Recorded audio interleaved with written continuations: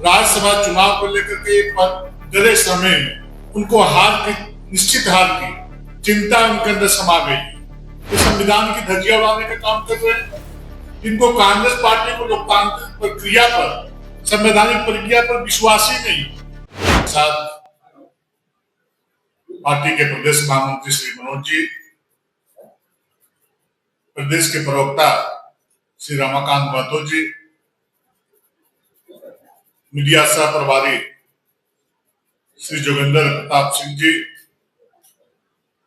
और सह मीडिया प्रभारी श्री अशोक बड़ाइक जी, साथ ही इस पत्रकार वार्ता में सभी पत्रकार मित्रों, भाइयों और बहनों, आप सभी को नमस्कार, जोहार। पत्रकार मित्रों, जैसे कि आज प्रातः 9:30 बजे से जो सूचना मिली कि कांग्रेस पार्टी के कार्यकर्ता, उनके नेता, माननीय मंत्री, विधायक, पूर्व सांसद, कार्यकर्ताओं के संख्या बल के साथ विधानसभा में अशांति व्यवस्था फैलाने का काम कर रहे हैं। राज्यसभा चुनाव को लेकर के डरे समय में उनको निश्चित हार की चिंता उनके अंदर समा गई और संवैधानिक प्रक्रिया के तहत विधानसभा के अंदर जो निर्वाची पदाधिकारी हैं राज्यसभा चुनाव के, उनके पास जा करके हल्ला करना, चिल्लाना, डराना, धमकाना, अनावश्यक दबाव बनाना, इस संविधान की धज्जियां उड़ाने का काम कर रहे हैं। इनको कांग्रेस पार्टी को लोकतांत्रिक प्रक्रिया पर, संवैधानिक प्रक्रिया पर विश्वास ही नहीं। आज इस प्रकार के आंदोलन को करके संवैधानिक कार्य में बाधा डालने का काम किया है।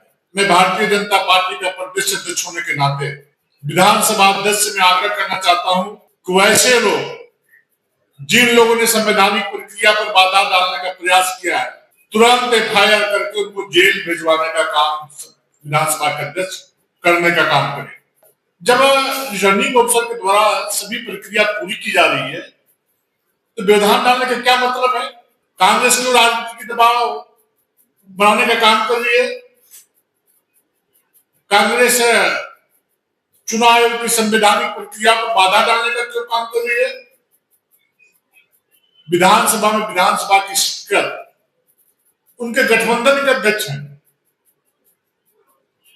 फिर उनको भी लोगों ने बख्शा, उन पर इनको विश्वास नहीं है, भरोसा नहीं है और दर्जनों कार्यकर्ताओं को लेकर के जाकर वहां पर गुंडागर्दी कर रहे हैं। मैं चेतावनी देना चाहता हूं उसे कांग्रेसियों को, अब गुंडागर्दी करोगे तो गुंडागर्दी का जवाब गुंडे से दिया जाएगा। फिर दूर दूर नजर नहीं आएगा भारतीय जनता पार्टी का संघ कार्यकर्ता सड़कों पर उतर करके आंदोलन करने का काम करेंगे। आप दादागिरी करना चाहते हैं, दादागिरी करके चुनावी कार्य पर, संवैधानिक कार्य पर बाधा डालने का काम करना चाहते हैं। खरीद फरोख्त इनकी राजनीति रही है। देश आजाद होने के बाद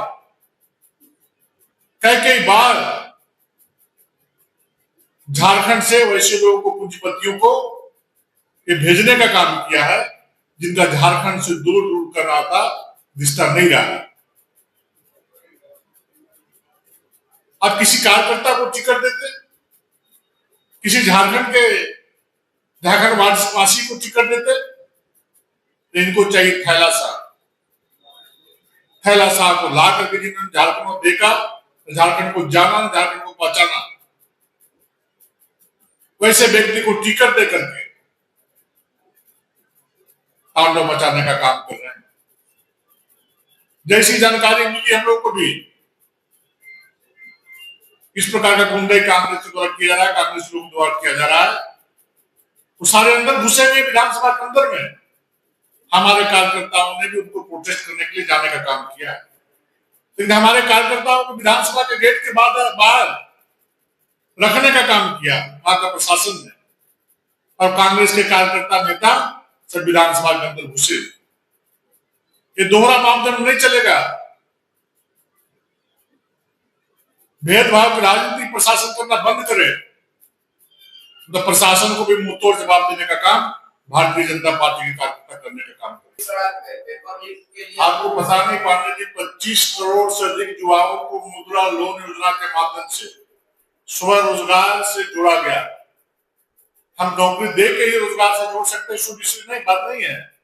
वो रिकॉर्ड है कि 25 करोड़ युवाओं को स्वरोजगार से जोड़ा गया।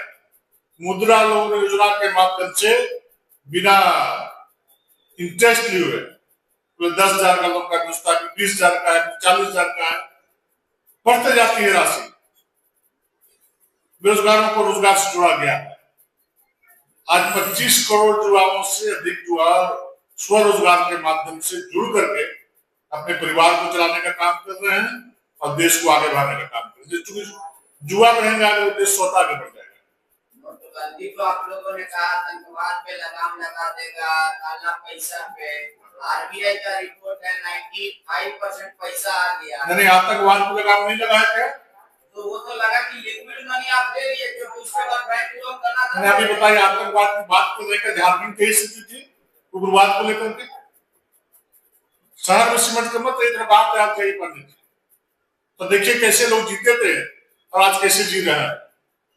हमारे माननीय गृह मंत्री जी ने कहा था कि मार्च 2026 तक नक्सल मुक्त करेंगे पूरे देश को, और झारखंड में कहीं दिख रहा है। दिन में चलने में लोगों को डर लगता था, रात की बात अब छोड़ दीजिए। अब पलामू के रहने वाले हैं, तब पलामू बीच बीच में जाइए, रांची में रखा जाकर मत करिए। प्रधानमंत्री जी का इतने दिन का कार्यकाल का आपको कौन सा एक काम बेहतरीन लगा? हर काम उनका बेहतरीन। देश आजाद होने के बाद पहली बार एक गरीब माँ बाप का बेटा प्रधानमंत्री बना है, जो गरीबों की चिंता करने का काम विगत 12 वर्षों से किया है। आप किसी के घर के दरवाजे पे जाइए, वो आपको बोलेगा कि मोदी जी मेरा भगवान है। जो व्यक्ति इलाज के अभाव में तड़प तड़प के गांव में मर जाता था, जो भूखा व्यक्ति पेट में गमछा बांध करके पेट के बल सो करके भूख मिटाता था, जो माताएं बहने रात का अंधेरा और सुबह का उजाला होने से पहले शौच करने के लिए खेत तार में जाया करती थी, जो किसान पैसे के अभाव में खेती लगा नहीं पाता था, आज किसानों से पूछिए, किसी के आगे हाथ फैलाने की जरूरत नहीं है, क्योंकि उनके साथ नरेंद्र मोदी जी का आशीर्वाद है। प्रत्येक वर्ष 6,000 रुपया देकर के उनको सहायता पहुंचाने का काम कर रहा है। अनेक प्रकार का देखिए, आप पलामू के हैं, बहुत दिन से नहीं गए होंगे, आप देखिए छतरपुर सड़क जो जाती है, लगता है कोई विदेश हम सैर कर रहे हैं। तो सड़क पर चल के देखिए, जो सड़क जा रही गुरु से पलामू होते औरंगाबाद, तो छत जाकर देखिए आपको कैसा वही छतरपुर है या कोई दूसरा छतरपुर पहचान नहीं पाइए। आज वही गुमला है, कोई दूसरा गुमला है, जाकर देखिए गुमला। अब जाकर देखिए जमशेदपुर, आप जाकर देखिए भारतमाला प्रोजेक्ट से जो रायपुर से रोमांची होते हुए बोकारो सड़क जा रही है, देखने का चीज है, चमत्कार है, जो सपने में नहीं सोचा था लोग। अब पालू में जाकर क्रॉस कर रहा है, जो चौराहा देखेंगे आप आंख में झिलमिला जाएगा कि कौन दुनिया में आ गए। आंखों में दिख रहा है, आंखों में दिख रहा है, देखने का विषय है। हम लोग झूठ नहीं बोलते हैं, जमीन पे काम मोदी जी कर रहे हैं, जमीन पे काम दिख रहा है, जमीन में काम बोल रहा है। इसलिए आदरणीय प्रधानमंत्री नरेंद्र मोदी जी के ईश्वर से प्रार्थना हम स्वीकार करते हैं कि भगवान उनको लंबी आयु दे, उनको स्वस्थ रखे और हम सबों का, इस देशवासियों का कल्याण करने की शक्ति दे, ताकि देश बहुत तेजी के साथ आगे बढ़े। देश बढ़ेगा तो गांव बढ़ेगा, गांव बढ़ेगा तो लोग बढ़ेगा। बहुत बहुत धन्यवाद। निष्पक्ष चुनाव कराने की जिम्मेवारी आरओ की होती है। आरओ की जिम्मेवारी है कि बिना दबाव में आए, जो सही है उसको सही करें, जो गलत है उसको गलत करने का काम करें। बहुत बहुत धन्यवाद। अध्यक्ष जी, आज का आपका प्रेस कॉन्फ्रेंस एकदम उलट है। आप कह रहे स्पीकर को के लिए एफआईआर करवाएं, पूरा परिषद तो चुनाव आयोग के लिए हुए है, नोटिफिकेशन पढ़ लेना चाहिए। आरओ तो चुनाव आयोग के आदमी है, तो काहे माना जा रहा है कि विधानसभा के सचिव है परवाली? तो ईसीआई से नहीं, हमने कहा आरओ, हमने स्पष्ट कर चुका है कि आरओ उस पर संज्ञान लेकर के कार्रवाई करने का काम करे, निष्पक्ष चुनाव कराए। कांग्रेस तो धरना दे रही है, आप कर रहे हैं गुंडागर्दी कर रहे हैं, लोग धरना विधानसभा के बाहर देना चाहिए ना कि विधानसभा के अंदर। चुनाव आचार संहिता के अंदर किसी को अधिकार नहीं है कि जहां पर विधायी कार्य चुनाव संबंधी हो रहे हैं उसके अंदर जाके प्रधान करने का अधिकार ना हमें है न उनको है। अगर यदि वहां पर लोगों को अंदर घुसाया गया है तो हमारे कार्यकर्ताओं को क्या घुसने का अधिकार है, उनको भी घुसने दिया जाना चाहिए। प्रणब झा को आप बाहरी और थैली साहब बता रहे हैं, उनका घर बोकारो में है, यही पड़े पांडे जी अपना पोलो पर कैमरा घुसाइए ना, कहाँ पर बोकारो में घर है तो घुमा के लाइए एक बार। कौन सा टोला, कौन वार्ड में, कौन मोहल्ला में घर है, कब से घर है।